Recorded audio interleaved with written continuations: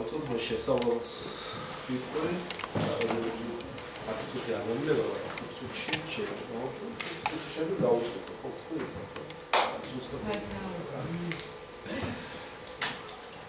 ვიცარეთ ესე ხო, ეს სივრცე მე და ჩემმა მეგობრებმა ჩამოვაყენეთ კამპუსი, რომელიც არის აბსოლუტურად თავისუფალი სივრცე. თუ ალბათ ზოგიერთს ხსნენია ჩვენ ლექციებზე თუ დადიხარ, ალბათ მე გამოვდივარ ყოველთვის და ვიძახი რომ ეს სივრცე არის თავისუფალი და რას ნიშნავს თავისუფალი და ბევრი ლაპარაკობს რომ რას ნიშნავს საერთოდ კამპუსი.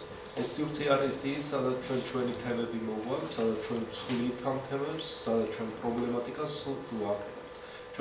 ჩვენთვის არ არის თქვათ რაღაცა ერთი ადამიანები მოვიწვიოთ, მეორე ადამიანები არ მოვიწვიოთ, ყველას შეუძლია ისე ჩავიყოლოთ რასიზმი კონსტიტუციაში გაზრდა ყველას შეუძლია მოსვლა არა გვაქვს პარტიული განსხვავებები, არც სოციალური, ყველა შეუძლია არც გენდერული, რა თქმა უნდა, თავისთავად ყველა შეუძლია გამოთქვას თავისი აზრი.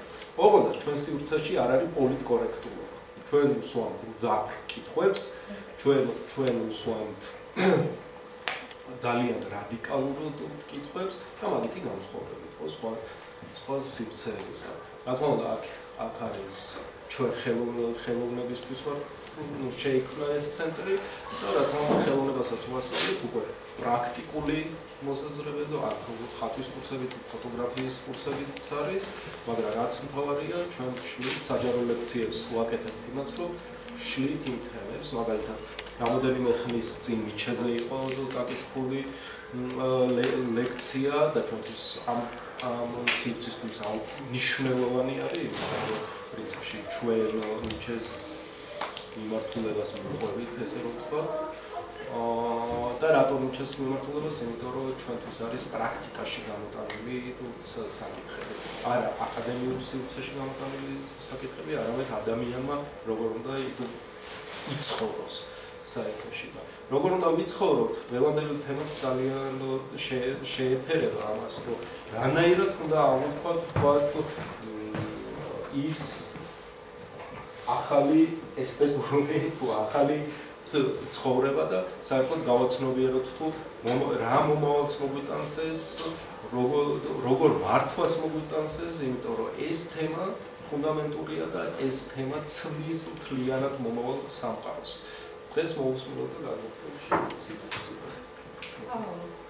მადლობა ვისაც. პირველ რიგში ძალიან დიდი იმედი მაქვს, წინასწარ ბოდის მოგიხდით, ვარ გაცილებული და ძალიან დიდი იმედი მაქვს, ჩემი ხსენებაზე გრძელი არ იქნება ჩემი ხელობა. და გადაცნობით, მადლობა რომ მოგწანდით და ესწრებით. ლექციას და ჩემკვლევას, რაც მინდა რა გაგიზიაროთ. მე ვარ ჯია ალგა, ოფიციალური დოკუმენტებით თამარ-ჩაყვეტაძე. და დღეს მინდა წარმოგიდგინოთ ერთი საინტერესო თემა, რომელიც იყო ჩემი ინტერესის საგანი და რამაც მიყვანა კიდეც გენდერის კვლევამდე და გავხდი გენდერის კვლევარი სამსახურება. ეს არის ფოტოგრაფია და ქალის სხეულის აღქმა, იმიტომ რომ ძალიან მნიშვნელოვანია რაღაც ასპექტებს უფრო მეტად დაუკვირდით. მე მაქვს ჩემი სუბიექტური აზრი ამასთან დაკავშირებით. მე არ ვაპირებ ვიღაცა საჯაროდ გავაკრიტიკო ინდივიდუალური მზერის ამისი შემოქმედების გამო, უბრალოდ მინდა რომ ყველა დავფიქრდეთ, რა ვაკუუმში ვართ მოთავსებული, რა საზოგადოებაში ვართ მოთავსებული. რას ყარნახავს ეს საზოგადოება, როგორ მოვიქცეთ, ვინები ვიყოთ, რა ვაკეთოთ, როგორი თვითგამოხატულება გვქონდეს.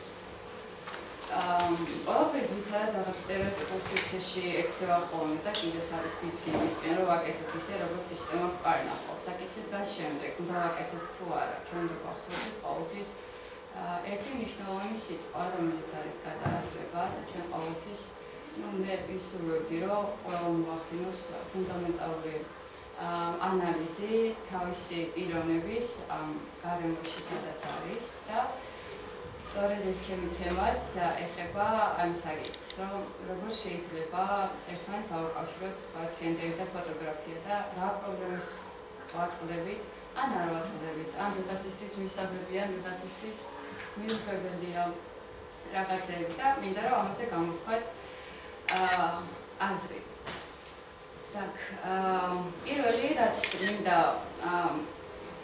თქვა, არის ის, რომ გავიაზროთ მნიშვნელობა იმისა, თუ როგორ ვიყურებით და რამდენად ხედავს, რომ ვიყურებით და საერთოდ საით მიმართება ჩვენი მზერა. ვინ გვიყურებს ჩვენ და რას წარმოვადგენს. აი, ლაკანს დავასისხე ამ ციტირება მოახდინე ლაკანის და ეს არის ძალიან მნიშვნელოვანი ფრაზა გადააზრებისთვის მე ვფიქრობ, იმიტომ რომ ჩვენ გონია რომ ჩვენ ვიყურებით ერთი პერსპექტივით და რასაც ვხედავთ, ეს არის ის როგორც ჩვენ უნდა ვიყოთ და მაქსიმალურად გონია რომ ეს არის ის არეალი, როგორც უნდა ხედავდნენ ან ჩვენ ვიყურებოდეთ და ჩვენი პერსპექტივა იყოს ერთადერთი, მაგრამ ისე არ არის, იმიტომ რომ ჩვენ თუ გავიაზრებთ იმას, რომ ჩვენი მზერა ერთია, მაგრამ ჩვენ აქ რო ვზივართ, ჩვენ დანახული ვართ წრეზე მთლიანი პერსპექტივით სხვადასხვა მზერით, ეს არის ძალიან მნიშვნელოვანი. ეს ცოტა თავისებურად ჟღერს, ცოტა შემაშინებლად ჟღერს, იმიტომ რომ ადამიანები არ უყვირდებით ამ საკითხს. როგორ ვიყურებენ სხვები, საით მიმართება მათი მზერა. და ურიგო არ არის, რომ ამაზე დავფიქრდეთ. პირველ რიგში, რაც მინდა ვთქვა, მინდა დავესესხო ჯონ ბერგერს, მის სიტყვებს და რომელსაც იწახის თავის წიგნში The Ways of Seeing, ხედვითი გზები. და ვიციტირო და თქვა, რომ ადამიანებს კამერის გამოგონებამდე სჯეროდათ, რომ ხედავდნენ ყველაფერს. ყველა მხატვარი თუ არტისტი მის მიერ შექმნილ პერსპექტივას სამყაროს ცენტრად ხედავდა. კამერის შექმნამ კი დამტკიცა, რომ ასეთი ცენტრი არ არსებობს. კამერას ძალიან დიდი პერსპექტივა აქვს მის ისტორიის შექმნის გზიდან და მან ჩვენ კაცობრიობა ახალ ეტაპზე გადაიყვანა. იმიტომ რომ ძალაუფლებას, რასაც კამერა ფლობს, რეალურად თითქმის ვერავინ ვერ ახდენს ამის გააზრებას. იმიტომ რომ გაიყვანება რაღაც კონკრეტულ მექანიზმად, არის ფუფუნების საგნად ან გასართობად, რომელიც ერთი ჩაშხაკუნების დონეზე დაიყვანება. და მას იმაზე მეტი ძალაუფლება აქვს, ვიდრე შეიძლება ვინმე წარმოიდგინოს. და ამის გაანალიზებას თუ მოახდენთ, ეს იქნება ძალიან მნიშვნელოვანი, იმიტომ რომ რეალურად არის დიდი ძალაუფლების საგანი და ის ძალიან ბევრ რაღაცას ცვლის. მე მინდა შემოგთავაზოთ ასეთი საკითხი, რომელიც ძალიან საინტერესოდ ჟღერს, მე ვფიქრობ, ამის პერსპექტივის გააზრება და თუ წარმოვიდგენთ, რომ ჩვენ ვართ ვიმყოფებით ახლა კამერა ობსკურაში და ირგვლივ არის სრულიად სიგნალე, აი როგორც ფოტოზე არის წარმოდგენილი. ფოტოზე არის აღბეჭდილი ამოწიარებული სამყარო, იმ სამყაროში ასე ჩვენ ცხოვრობთ და ჩვენ ხედავთ პირიქით, ხო, რეალურად. კამერა ობსკურას ახასიათებს თავისი ესეთი დამახასიათებელი ნიშანი აქვს, რომ თუ კი ჩვენ მოთავსდებით ამ სიგნალებში და გავაკეთებთ სულ პატარა ნაჩვენს სინათლის, ის გვაჩვენებს ალტერნატიულ სამყაროს ამოწიარებულად. ჩვენ თუ გავიაზრებთ თავდაყირა სამყაროში ვცხოვრობთ, ცუდი არ იქნება, რომ ეს შეთავაზება, რასაც გვიკეთებს კამერა ობსკურა, რომ სიგნალებში დავინახოთ სინათლე, ძალიან კარგი იქნება იმისთვის, რომ ვეძიოთ რაღაცებზე პასუხები. და როგორც დავწერე, სწორედ ამაში არის მისი ჯადოსნურობა. ეხლა რომ ვილაპარაკოთ ზოგადად ფოტოგრაფიაზე. ფოტოგრაფიას ძალიან დიდი ისტორია აქვს, თუმცა მან ბევრი ეტაპი გაიარა იმისთვის, რომ მიახლოებულიყო ხელოვნებისადმი და ის ყოფილიყო მისი შემადგენელი ნაწილი და ის ოფიციალურად ეხიარებინათ როგორც სრულიად ახალი ერა კაცობრიობის ისტორიაში. კამერა ობსკურაზე მუშაობდა ჯოზეფ ნიეპსი და შემდეგ მოდის ცნობილის გვარები ამოვიწერე, რომელმაც მართლა ძალიან ბევრი რაღაც გააკეთეს. ეს არის დაგერი, ნადარი და თუნდაც კოდაკის ისტორია, რომელიც $1 პოლიტიკა შეცვალა ყველაფერი. ეხლა ვინ არიან ეს ადამიანები? ფოტოგრაფიას თუ შევხედავთ, რომ და მის ისტორიას მივყვებით, აბსოლუტურად მოდის კაცების ძალაუფლების მხრიდან. იმ მხრიდან მოდის, რომ მთელ ისტორიის განმავლობაში ჩვენ ხვდები, რომ მხოლოდ ფიზიკოსი, რომელიღაცა ქიმიკოსი მუშაობს, რომელიღაცა, არ ვიცი, ტიპები მუშაობდნენ, კაცები მუშაობდნენ ამ თემაზე და მთელი ევოლუციური ტალღამ განვითარების შექმნეს მათ. იქ ძალიან არ ვიცი, იყო თუ არა ვიღაც რომელიღაცა და რომელიღაცა იმის რომელსაც უკანახა იდეა როგორ შექმნილიყო, ან სადმე ჩაიკარგა თუ არა რომელიღაცა ქალის პერსპექტივა, მაგრამ არ ჩანს. ეს ოფიციალურად იყო კაცების სფერო და ალბათ ტექნიკამ და მექანიზაციამ კიდეც აქცია მათ მიმართულება და მათ ძალაუფლებას შეუწყო ხელი. კოდაკის ერთდროულიანი პოლიტიკა არის მნიშვნელოვანი იმით, რომ მაშინ როცა ფოტოგრაფებმა იმ პერიოდში აიღეს დიდი ძალაუფლება, იმიტომ რომ კონკრეტული თავისი ფოტო სალონები ჰქონდათ, იქ ოფიციალურად მისულიყავი, ოფიციალურად გადაგეღო რაღაც კონკრეტულ პოზაში და ასე შემდეგ. კოდაკის გამოგონებამ შეცვალა ყველაფერი. იმიტომ რომ ხელშესახები გახდა ეს ფუფუნების საგანი ყველასთვის. და როდესაც ეს ხდება, ხელშესახები ყველასთვის იქ იწყება ცვლილებების ხანა. ნებისმიერ ადამიანს შეეძლო თავისუფლად გადაეღო ნებისმიერი მომენტი აბსოლუტურად და ეს იყო კიდევ ერთი დისკი იმისთვის, რომ სამყარო ფოტოგრაფიამ აბსოლუტურად სხვა პერსპექტივების შესთავაზა ადამიანებს. და თუ კი გადავალთ კონკრეტულ მიმართულებაში, რომელსაც მე ვიკვლევ და ფოტოგრაფიაზე საქართველოში, მინდა დავიწყოთ ისევ ჯონ ბერგერის დავესესხო და წარმოგიდგინოთ მისი აზრი გენეზისზე. ეს არის ძალიან საინტერესო ისტორია იმ მხრივ, რომ როგორ ვუყურებთ ერთმანეთს. როდესაც საბოლოოდ ადამმა და ევამ ჩახრამუნეს ვაშლი, ერთმანეთს შეხედეს და მიხვდა, რომ იყვნენ შიშვლები. და მათ აიფარეს რაც შეეძლოთ და საკითხი დგას, რომ მათ ერთმანეთის შერცხვათ. მაგრამ ერთმანეთის შერცხვათ არა იმისთვის, რომ ისინი შიშვლები იყვნენ და რა დაინახეს. თავი არის აქ საკითხი, თუ როგორ დაინახეს მათ ერთმანეთი. აი ეს კითხვა როგორ არის ძალიან მნიშვნელოვანი. რამზე რას ვატარებთ დღეს ჩვენ, როგორ უყურებთ ერთმანეთს, არის თუ არა ეს ოპრესიის მატარებელი, უკეთებთ თუ არა ვინმეს დისკრიმინაციას. გვაქვს თუ არა უფლება ადამიანს შემაწუხებლად ვუყუროთ, ვართ თუ არა ვუაიოების და ყოფილის მსხვერპლი. ვართ თუ არა ამის მატარებლები, ან სულაც არ ვართ. ალბათ ინტერესის საგანი არის და ვერავის ვერ დავშვიდი ალბათ, მაგრამ ეს საკითხი როგორ უყურებთ ერთმანეთს არის ცენტრალური. და სივრცე, რას თავაზობთ დღეს სივრცე. ბევრი ფემინისტი და ბევრი კრიტიკი წერდა თუ როგორი არის სივრცე, რამდენად ხდება ამ სივრცეში შესაბამისად აღქმა ქალის სხეულის და ემსახურება თუ არა სივრცე ქალის გათავისუფლებას, ქალის სხეულის თავისუფლებას და გვაქვს თუ არა ჩვენ საშუალება ვიყოთ თავისუფლების სივრცეში. და საბოლოოდ უმთავრესად მაინც მივდივართ იმ დასკვნამდე, რომ ის გარემო რაში ჩვენ ცხოვრობთ თქვა საქართველოში, ამ შემთხვევაში. თუ გავიაზრებთ იმას და ფაქტად გვაქვს, რომ ეს არის პატრიარქალური საზოგადოება, არის მასკულინური და ამ საზოგადოების ნაწილი ვართ ჩვენ, მე მეეჭვება, რომ სივრცე იყოს თავისუფალი ნუდ არტისტვის იმ მხრივ, რომ ის ემსახურებოდეს ქალის გათავისუფლებას. და ის რომ დომინაციის შესაძლებლობა აქვს ნუდ ფოტოგრაფიაში კაცებს, ესეც ფაქტია, იმიტომ რომ თუნდაც ჩემი კვლევის განმავლობაში უამრავი კაცი ფოტოგრაფი მოღვაწეობს ამ სფეროში. ეს იმდენად უცნაური არ იქნება, რამდენადაც ალბათ შაბლონური, იმიტომ რომ ბევრისთვის მნიშვნელოვანია იყოს ნუდ არტი, როგორც ბიბლია, სამაგიდო წიგნად. აი ესე განიხილებოდეს, რომ ამაში არ მოღვაწეო არ შეიძლება, იმიტომ რომ თუ კაცი ხარ, თავისთავად უნდა გქონდეს რაღაც შენი მიმართულება, რომ გადაიღო სხვადასხვა სხეული, რაც უფრო კარგ სხეულს გადაიღებ, უფრო კარგია, რაც უფრო ბევრი ნაშაგეყოლება ამ მხრივ ესეც მაგარია. საკუთარ ეგოსაც გაიდიდებს, მაგაცებსაც თავს მოაწონებს, საზოგადოებასაც აიყვალიებ, ეპატაჟერის იქნები და აი ასე შემდეგ და ასე შემდეგ. მაგრამ სივრცე ვინაიდან ემსახურება და ძირითადად არის პოპ კულტურის მხარდაჭერას პოვებს, ჩვენ ვხედავთ იმას, რომ სივრცეებში არ ხდება განსხვავებული სხეულები პოპ კულტურაში. ხდება ძირითადად სტანდარტიზებული სხეულები. ხდება სხეულები, რომლებიც არის ერთ კონკრეტულ ჩარჩოში ჩასმული და ჩვენ და მივემართებოდით ამ ჩარჩოსკენ.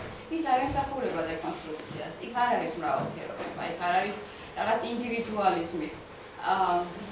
არ არის შეგვიძლია ამაზე შრევი ჩამოვშალოთ, ალბათ იმიტომ, სადღაც არის პრივილეგირებული მზერა, რომელიც ინდივიდუალურ მზერას, რომელიც არის და მასთან ერთად თანაარსებობენ, მხარდაჭერას არ უცხადებს და პირიქით რაღაც პარადიგმა იქნება და იერარქიულად სადღაც ქვემოთ ჩამოდის მასკულინურ მზერაზე და რაღაცის ხარჯზე ცოცხლობს. Так, არ შემიძლია არ მომეყვანა სუზან სონტაგის რთული ფრაზა, რომლის გაშიფრვასაც შევეცდები თან. ეს არის ის, რომ საზოგადოებას სჭირდება კულტურა დაფუძნებული გამოხატულებებს, მისთვის საჭიროა შესთავაზოს უზარმაზარი რაოდენობის გასართობის საშუალებები, რათა სტიმულირება მისცეს მოხდენის მოთხოვნებს და ანესთეზირება მოახდინოს კლასობრივ, რასობრივ და სექსუალურ ტრავმებზე. ადამიანებს სჭირდებათ რაღაცა რომ დაინახონ. ჩვენ თვითონაც თუ გავიაზრებთ იმ საკითხს, რომ ვიმყოფებით სივრცეში, სადაც ყველა ერთმანეთს ვუყურებთ. ჩვენ გვაქვს სოციალური ქსელები. ჩვენ ერთმანეთის სწორედ რომ აი ვუაიერიზმის რაღაც ყოფილის ფარგლებში და ფეტიშის ფარგლებში ერთმანეთის მაყურებლები ვართ. ჩვენ ამას ვაკეთებთ მუდმივად. ეხლაც რო სიხართ, მაშინაც როცა დავდივართ კინოში. ჩვენ მუდმივად ვართ მაყურებლები და ჩვენ ვიღაცას უთვალთვალებთ. ვიღაცები ჩვენ გვითვალთვალებენ. ჩვენ გონიათ სადღაც დაცულები ვართ და სადღაც ამ დროს დაცულები არ ვართ, იმიტომ რომ ყოველთვის არის თვალი, რომელიც ჩვენ გიყურებს და გაწევთ. ამის გადააზრება ცოტა საშიშრად ჟღერს, მაგრამ ადამიანის ალბათ თავისუფალი არ არის სივრცეში, იმიტომ რომ მას მუდმივად აკონტროლებენ. და თვითონ ვიზუალური ნარატივის სიძლიერე და არის და არის ის, რომ როდესაც ჩვენ ვიბადებით მაგალითად, პირველად სამყაროს აღქმას ვისწრებთ თვალით. ამიტომაც არის თვალში ძალიან დიდი ძალა. და თვალსაკის შესაძლებლობები მიიღოს რაღაც ინფორმაცია, მოახდინოს ამ ინფორმაციის გადააზრება, მიღება, რაღაცის არ მიღება და ასე შემდეგ, მაგრამ რასაც გარემო და რასაც სისტემა გაწვდის, საბოლოო ჯამში ამის მსხვერპლი ხდები. იმიტომ რომ რთულია ამასთან, რასაც გინერგავენ ბავშვობიდან, შესაბამისად შენ ხდები ამ ღირებულების, ამ მზერის, ამ ხედვის არეალის მატარებელი. თვითონ კულტურას თუ გავშიდავთ როგორც პროცესების და პრაქტიკების ერთობლიობას და ამის კვალწარმოებას სხვადასხვა სტერეოტიპებით გაშენებულ ქცევებში, თავისთავად გამოდის ის, რომ სადღაც იქნება დომინანტური დისკურსები და სადღაც იქნება მარგინალიზებული დისკურსები. დომინანტურ დისკურსში თუ კი ვათავსეს, თავისთავად იქნება პატრიარქალური, იმიტომ რომ ეს არის ძალა, რომელიც ძალაუფლებას ფლობს დღეს და მეტი სიტყვა აქვს და მეტი ქმედებები აქვს და რაღაცის მარგინალიზაციის ხარჯზე ახდენს ამ ძალაუფლების დემონსტრირებას. და თუ კი საქართველოში გადავიაზრებთ ფოტოგრაფიას, იმ მხრივ რომ ეს არის საკმაოდ მასკულინური, იმიტომ რომ არ ხდება თითქმის ელემენტები ინდივიდუალური მზერის. მაშინ როცა რეალურად ჩვენ გაგვაჩნია ინდივიდუალური მზერა, უბრალოდ ჩვენ ვხედავთ იმ სტერეოტიპს და აყოლებები ვართ, რომ ვიღაცას მივბაძოთ, იმიტომ რომ ვიღაცა ამის გამო ცნობადი გახდა, ვიღაცამ ამის გამო სამსახური იპოვა. და რაღაცნაირად იკარგება ეს ინდივიდუალიზმი და ინდივიდუალური მზერა და ეს შეგრძნება, რომ შენ რაღაც განსაკუთრებული შეგიძლია, შენ შეგიძლია იყო აქტივისტი, შენ შეგიძლია რაღაცის ცხოვრება დაიწყო. და ამის წინააღმდეგობა უნდა გქონდეს, რომ არ მიემაგრო ამას და მეტი შესაძლებლობები მისცეს საკუთარ თავს, თუმცა ეს მარტივი არ არის. მაგრამ ისეთებიც ხდება, რომლებიც განაგრძობენ ბრძოლას ამ მხრივ და ელოციან ამ დომინანტურ დისკურსებს და ამ პატრიარქალურ საზოგადოებას და აი იმას, რასაც თავს ახვევენ მათ და მათი ხარჯზე ვიღაცები მონოპოლიებს ქმნიან, ვიღაცები დიდ კაპიტალს იგროვებენ. და მაგრამ პრობლემატურია ეს საკითხი, იმიტომ რომ ამას დიდი ბრძოლა ჭირდება და ამას ბევრი გააზრება და შრომა ჭირდება, მაგრამ არ შეიძლება ამის გარეშე და ეს ყოველთვის უნდა გვახსოვდეს. და თუ კი საკითხს დავსვავთ, რომ როგორი ქალი ჭირდება დღეს საზოგადოებას, მაშინ მარტივი იქნება პასუხი ამაზე, რომ მას ფოტოგრაფირებადი ქალი უჩემია. ბევრად ვიდრე ფოტოგრაფი ქალი. ფოტოგრაფირებადი ქალი რა იმას ვისაც გადაუღებ თავისთავად. იმიტომ რომ ქალი ყოველთვის იყო რაღაც მოქცეული ამ ესთეტიურ ჩარჩოში, რომ ქალი ლამაზია. თვითონ ქალებიც არ არიან წინააღმდეგები, რომ აი გადაუღონ, აი რომ ვიღაცისთვის ფეტიშის საგანი იყოს, ვიღაცა მოყუროს, ვიღაცა დატვეს, ვიღაცამ თავისი ფიზიკურობა გამოიყენოს იმისთვის, რომ რაღაც დამატებითი შემოსავალი ჰქონდეს, ან მიებას რაღაც ისეც, რაც აპრობირებულია და გახდეს სისტემის ნაწილი.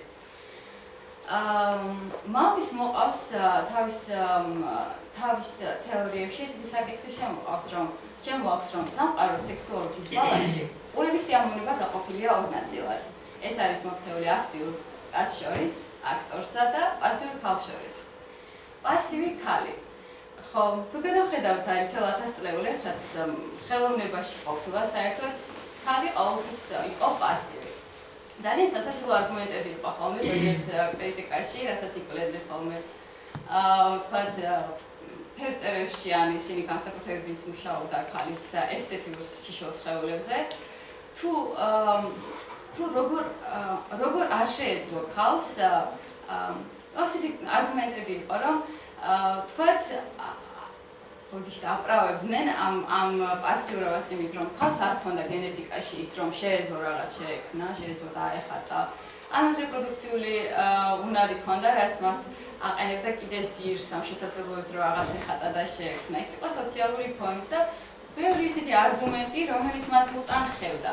ამიტომაც არის დღეს პრობლემატური ის, რომ როდესაც ჩვენ ვარჯებ დეგას, როდესაც ჩვენ ყავს მონე, ჩვენ ყავს გოგი, აი ყველა ისინი ჩვენ შესაძლებელი ლისტი თითქმის არ გვაქვს. იმიტომ არ გვაქვს, რომ ეს არის კაცების ისტორია. იქ არიან ქალები, მაგრამ ისინი არიან გამოხატულები. რომ დღეს საგამოფენო სივრცეებში უფრო მეტი მხატვარი კაცი არის და იქ განსაკუთრებით მითითებენ, რომ ქალი მხატვრის გამოფენა არის. თითქოს რაღაც დღესაც კი ეს რაღაც სეპარირებულია და დაყოფილი არის, რომ აი ესე და ესე. და როდესაც აკითხავთ, ვინ იღებს ყურების პროცესიდან სიამოვნებას, ალბათ მარტივი იქნება ამაზე პასუხი და ძალიან ლოგიკური იმ მხრივ, რომ ვინც უყურებს დღეს უყურებს კაცი. რომ მას აქვს ეს ძალაუფლება რეალურად გიყუროს შენ და რაღაცნაირად იღებ კიდეს, რომ შენ საყურებელი იყო, რომ საყურებელი ობიექტი იყო სამზირალი, ეს მისაღები უნდა იყოს, ეს კარგი უნდა იყოს, ოკეი უნდა იყოს და რაღაცნაირად ეს ძალაუფლების თემა ისე რჩება მათ. და თუ კი ჩვენ დავუბრუნდებით ისე კამერას და კამერის ძალაუფლებაზე ვისაუბრებთ და თვითონ ამ მექანიზმზე რაც ხელში გვიჭირავს, უნდა გვახსოვდეს ის, რომ თუ რისი შექმნა შეუძლია მას. ვართ თუ არა თანასწორები, როდესაც ჩვენ გვიხებენ. ალბათ ბევრ თქვენგანს ქონია ფოტო გადაღება, ან მეგობარს გადაუღია, ან შეგიკვეთავთ, ან მომხდარა ესეთი სიტუაცია. ვინ ვართ ჩვენ რეალურად ამ პროცესში? ვართ თუ არა თანასწორები გადაღების პროცესში? ყოფს თუ არა კამერა რეალურად ჩვენ რაღაც უთანასწორო ბრძოლაში, რომ ჩვენ არ ვიღებთ მონაწილეობას ფოტო შექმნისას და ვიღაცის კონკრეტული მზერა თავს გვეხება და შემდეგ იქნება რაღაც კონკრეტული პროდუქტი. გვაქვს თუ არა ჩვენ ხმა? ამოვიღოთ და შევთავაზოთ მას ჩვენეული, ჩვენ როგორ ხედავთ ჩვენ თავს. ალბათ გქონიათ ისეთი შემთხვევა, თუ საკუთარი თავი ვერ გიხსნიათ ფოტოების მერე. და დაგისვათ საკითხი, რაღაც ან უცნაურად გამოვიყურებდი, ან უცნაურად საკუთარ თავს არ ვთავაზ. იმიტომ რომ ერთია რეალურად შენ როგორ აღიქვა შენ თავს და მეორე საკითხი რამზერით გიყურებენ შენ. ამიტომაც არის ის, რომ განსხვავებული მზერის მატარებელი ადამიანი უნდა ვიცოდეთ ჩვენ ვინ არის ის ფოტოგრაფი, რას იცავს ის, რა არის მისთვის ღირებული, რომ მათ ჩვენ სწორად დაგვინახოს, რომ მათ ჩვენ სწორად დაგვინახოს, სწორად იმ თვალებით, როგორ ჩვენ საკუთარ თავს ვუყურებთ. და იმ შემთხვევაში თუ კი ის რამე უკეთეს გვთავაზობს, ჩვენ უნდა ვიყოთ მონაწილეები ამ პროცესის და ჩვენ არ უნდა ვიყოთ ობიექტები. ჩვენ მეტი უნდა შეგვეძლოს და ჩვენ უნდა ვიყოთ ამ დიდი პროცესის ნაწილი. ეს არის ერთი დიდი პროცესი.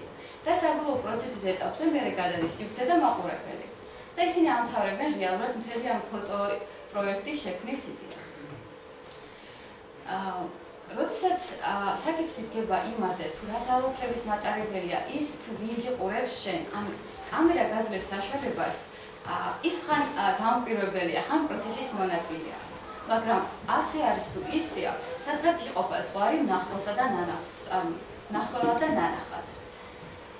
ვინ არიან ისინი, ვინც აქვთ უფლებამოსილება იყვნენ ნახველები, ჩვენ და ჩვენ ვიყოთ ნანახები. აქ რაღაც ესეთი სიტუაცია, რომ მაინც იერარქია იქნება და რაღაც მხრივ შერჩები ისევ პასივად. და რომ ვიღაცას აქვს მეტი უფლება, რომ შენ დაგინახოს და ამ თანახვიდან მას კონდეს რაღაც ძალაუფლების მომენტი. და ფოტოგრაფიაშიც. ეხლა რატო ვიხევით თემას ობიექტივიზაციას?